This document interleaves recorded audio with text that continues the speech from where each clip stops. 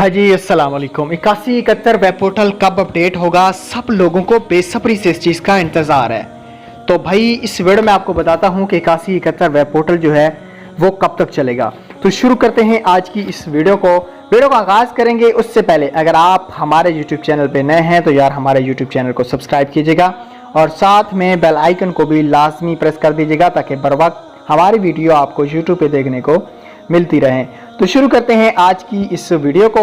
8171 web portal हुकूमत पंजाब की तरफ से अभी इस वक्त बंद किया गया है।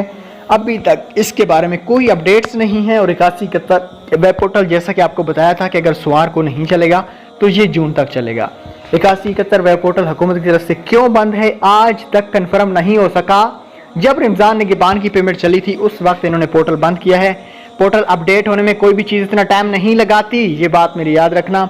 अब 8171 वेब पोर्टल जब भी चलेगा एक नई रफ्तार, एक नया सिस्टम और नए तरीके से जारी होगी।